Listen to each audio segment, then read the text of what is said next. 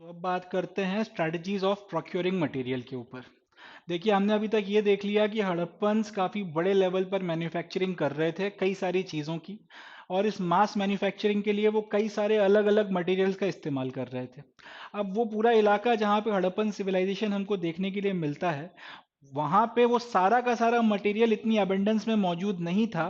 कि जितनी मात्रा में हड़प्पन्स को ज़रूरत थी मास प्रोडक्शन के लिए। कई चीज़ें ऐसी थी जो लोकली अवेलेबल थी और वो वहाँ से उसको ले आते थे और उसकी मदद से फिर जो भी प्रोडक्शन करना है वो करते थे। बट कई सारी ऐसी चीज़ें या कई सारे ऐसे रॉ मटेरियल जिनका वो यूज़ मास प्रोडक्शन में करते थे, वो जनरली आपको सेटलमेंट्स के आसपास देखने के लिए उनके नहीं मिलता है। तो अगला प्रश्न और एक वाजिब प्रश्न ये उठता है कि अगर इस तरीके के रॉ मटेरियल जो हड़प्पन्स की सेटलमेंट्स के आसपास या तो अवेलेबल नहीं थे या बहुत कम मात्रा में अवेलेबल थे या इजीली अवेलेबल नहीं थे, आखिर ये उसका इंतजाम कैसे करते थे इतनी बड़ी मात्रा में कि उसकी मदद से फिर ये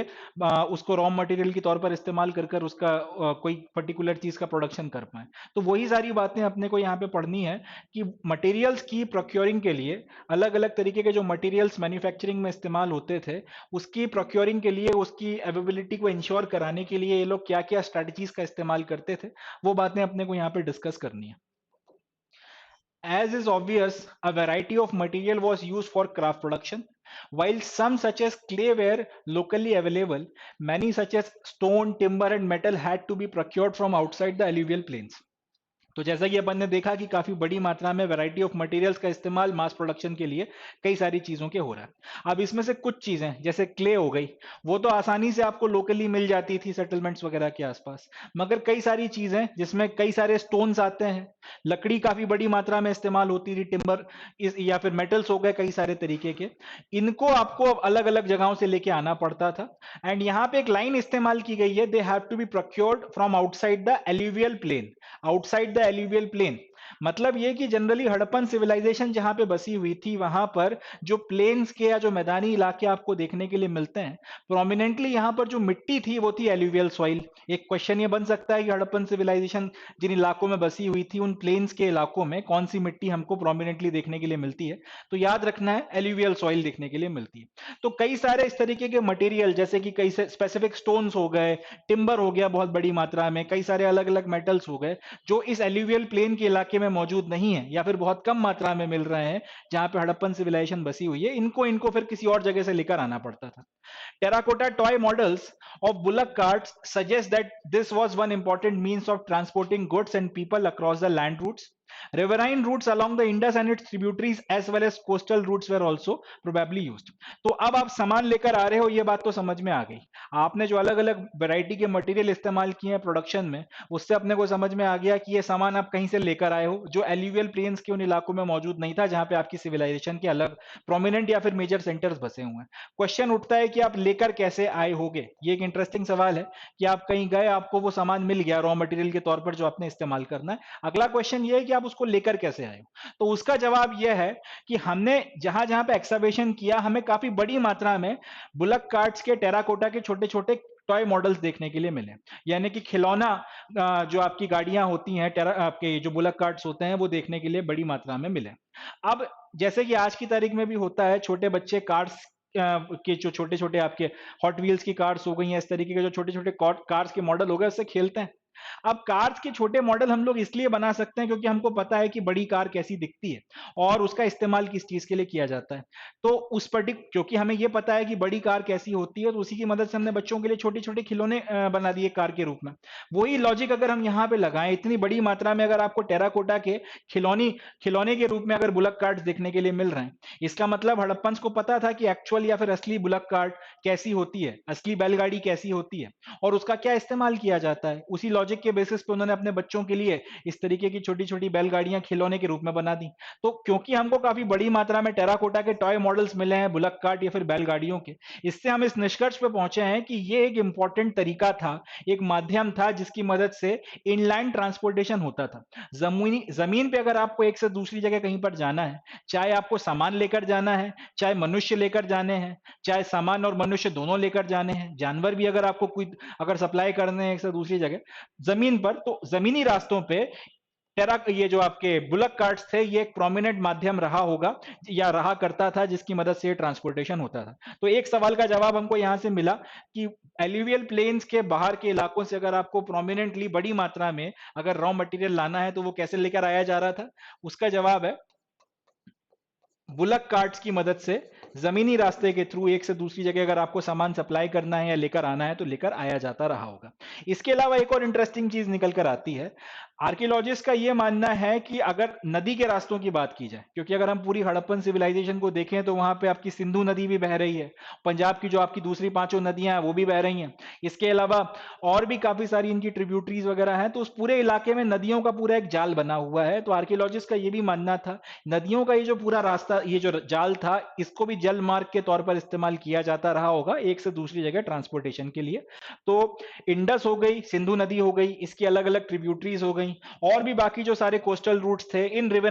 रिवराइन रूट्स का भी इस्तेमाल किया जाता था। नाव की मदद से भी यहाँ पे एक से दूसरी जगह ट्रांसपोर्टेशन होता था। अब क्वेश्चन ये उठेगा कि अपने को कैसे पता, हमने तो हड़प्पन को नाव चलाते हुए वहां पे देखा नहीं है, तो हमें कैसे पता कि इन रिवराइन रूट्स का इस्तेमाल किया जाता रहा होगा एक से दूसरी जगह पे माल और लोगों को, रॉ मटेरियल और जो भी आपके लोग थे उनको सप्लाई करने के लिए। उसकी वजह यह है कि जिस तरीके से ये खिलौना घोड़ा गाड़ी हमको काफी बड़ी मात्रा, ये खिलौना आपकी बैलगाड़ी हमको काफी बड़ी मात्रा में देखने को मिली, और इसकी मदद से हमने ये अनुमान लगाया कि इस तरीके की आपकी जो एक्चुअल बैलगाड़ियां रही होंगी वो काफी बड़ी मात्रा में इस्तेमाल होती थी। एग्जैक्टली सेम लॉजिक के बेसिस पर हमें कई सारी सील्स पर इस तरह की नाव जो है उनके शेप देखने के लिए मिले हैं, और यहां से फिर हम लोगों ने नाव के मॉडल्स को कंस्ट्रक्ट किया। ध्यान से देखिएगा,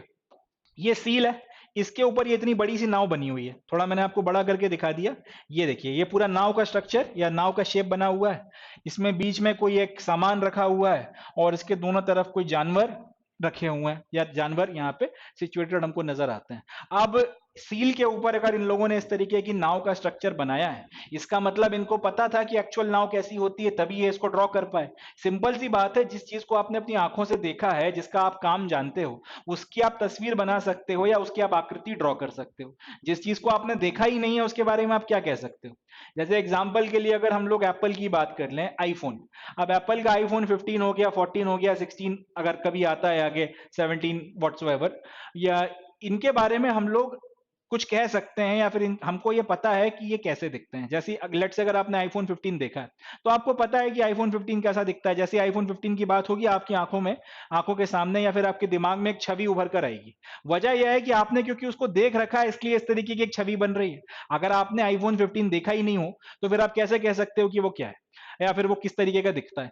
या फिर अगर आपसे ड्रॉ करने के लिए बोला जाए, उसकी छवि बनाने के लिए बोला जाए, उसकी आकृति बनाने के लिए बोला जाए, तो आप नहीं बना पाओगे। अब आईफोन 16 हो गया, 17 हो गया, 18 हो गया, 19 हो गया, अगर कभी फ्यूचर में ये आते हैं तो आएंगे, तब का तब देखा जाएगा, बट अभी तो ये एग्जिस्ट नहीं करते। तो अगर मैं आपसे बोलूं आईफोन 19 कैसा दिखेगा, आप इमेजिनेशन लगाते रहो, बट एग्जैक्टली आप 10 का 10 जैसा वो दिखेगा वैसा आप नहीं सोच सकते, क्योंकि आपने उसको देखा नहीं है, क्योंकि वो अभी तक आया नहीं है। तो यही लॉजिक आप यहाँ पे लगाइए कि इन्होंने अगर नाव कभी जिंदगी में देखी ना होती, इनको पता ही ना होता कि नाव नाम की कोई चीज होती है, तो ये इतना बढ़िया किस्म का डिजाइन नाव का या इतनी अच्छी आकृति ये नाव की कैसे बना सकते थे। ना सिर्फ इन्होंने नाव बनाई है, इन्होंने बाकायदा यहाँ पे दो लकड़ी की मदद से इसको टिका के ये भी बताया है कि ये शोर पे लगी हुई है या फिर ये आपका जो तट है वहां पे खड़ी की गई है। इसने फिर बीच में इस तरीके का कोई सामान रख के बताया है कि इसके ऊपर कुछ सामान रखा जा रहा है और इसको लाने ले जाने के लिए चीजों का या लोगों का इस्तेमाल किया जाता था। दो जानवर रखकर ये भी, या दो जानवरों की आकृतियां बना के ये भी इंडिकेट किया है कि हो सकता है इसमें काफी बड़ी मात्रा में एक से दूसरी जगह एनिमल्स वगैरह लेकर आए जाते रहे होंगे। तो क्योंकि अपने को नाव की डिजाइन यहाँ पे देखने के लिए सील्स के ऊपर मिली है, इसके बेसिस पे आर्कियोलॉजिस्ट का कहना यह है कि हड़प्पन को ना सिर्फ नाव बनाना आता था, ये इनका इस्तेमाल कर कर इंडस और इसकी जितनी ट्रिब्यूटरीज थी उसमें काफी बड़ी मात्रा में नौकायान किया करते थे, नाव से एक से दूसरी जगह जाया करते थे। एंड ऑब्वियस सी बात है, फिर लोग हो गए या रॉ मटेरियल हो गए, उनको भी सप्लाई किया करते रहे होंगे। अब जैसे यहां पर देखिए, एक और दूसरी सील है, इसके ऊपर एक और ज्यादा बड़ी किस्म की नाव जो है हमको देखने के लिए मिल रही है। अब ध्यान से देखिएगा, इसके पहले वाली फोटोग्राफ में और इस वाली फोटोग्राफ में एक बात कॉमन है, उसमें भी इस तरीके से बीच में कोई स्ट्रक्चर रखा हुआ था, यहां पर भी इस तरीके से बीच में कोई स्ट्रक्चर रखा हुआ है, वहां पर भी इस तरीके से दो लकड़ियों की मदद से या दो बांधने वाली चीजों की मदद से नाव को जो है तट पे बंधा हुआ बताया गया था, यहां पर भी लगभग उसी तरीके की चीज जो है बताई जा रही है। अब एक ही पर्टिकुलर किस्म के पैटर्न या एक ही पर्टिकुलर किस्म की डिजाइन अगर आपकी नाव, अगर आपको नाव की देखने के लिए मिल रही है, मतलब ये लोग नाव बनाना जानते थे, और ना सिर्फ बनाना जानते थे, बड़ी मात्रा में इस्तेमाल करते थे, और जो भी सामान लाते ले जाते थे, इनको ये भी समझ में आ गया था उस सामान को ना तो नाव के आगे रखना है, उस सामान को ना नाव के पीछे रखना है, बैलेंस बिगड़ता है, इसलिए उसको बीच में रखा जाता था, जैसे इस फोटोग्राफ में दिख रहा है। और इसकी पहले वाली फोटोग्राफ में भी देखिए सामान एकदम बीच में रखा हुआ है, ना ये आगे की तरफ है ना पीछे की तरफ है, क्योंकि इनको समझ में आ गया था कि इससे बैलेंस बिगड़ता है, तो इन्होंने इसको बीच में रखना जो है शुरू कर दिया था। अब इन सारी फोटोग्राफ्स की मदद से आर्कियोलॉजिस्ट ने थोड़ा इसको एक्स्ट्रापोलेट किया है, तो ये जो नाव है कुछ इस तरीके की निकल कर आती है। अब ये जो आपका मॉडल है नाव का, ये अपने को कहीं से मिला नहीं है, मगर ये जो आकृतियां और छवियां अपने को मिली हैं उसके बेसिस पे अपन ने इसको कंस्ट्रक्ट किया या ड्रॉ किया या बनाया, तो इस तरीके की नाव कुछ निकल कर आ रही है। तो मोर और लेस हड़प्पन की जो नाव थी वो कुछ इस तरीके की रही होगी, बीच में यहाँ पे अपना सामान और बैठने उठने की व्यवस्था इन्होंने करी थी, इसके दोनों तरफ लोग बैठा करते थे चप्पू लेकर, तो यहाँ के और यहाँ के लोग एक दूसरे का वजन बैलेंस कर देते थे, प्लस साथ में जब चप्पू चलाया करते रहे होंगे तब ये नाव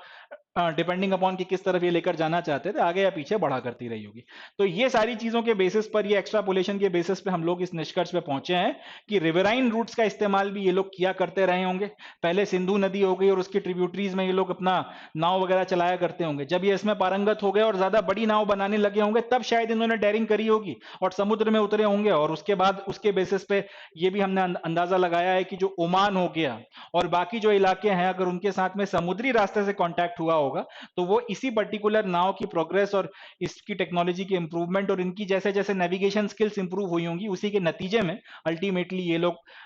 ये आपका अरब की जो खाड़ी है या अरब सागर जो है इसको क्रॉस करके दूसरी डिस्टेंट लैंड्स वगैरह के साथ कॉन्टैक्ट करने में कामयाब हो पाए होंगे या इनको कामयाबी मिली होगी। चले, तो ये हो गया अपना strategies of procuring the material. अब नेक्स्ट टॉपिक है material from the sub continent and beyond. तो वही बात जो मैं कह रहा था कि नाव जैसे जैसे और डेवलप होती गई, नेविगेशन के तरीके डेवलप होते गए, तो ना सिर्फ आपका इंडस वैली सिविलाइजेशन के इलाके में पर और डिस्टेंट लैंड्स वगैरह के साथ में भी इन्होंने कॉन्टैक्ट बनाए। कैसे बनाए और क्या कॉन्टैक्ट बनाए वो अब अपन लोग इस टॉपिक में पढ़ेंगे, जिसका नाम है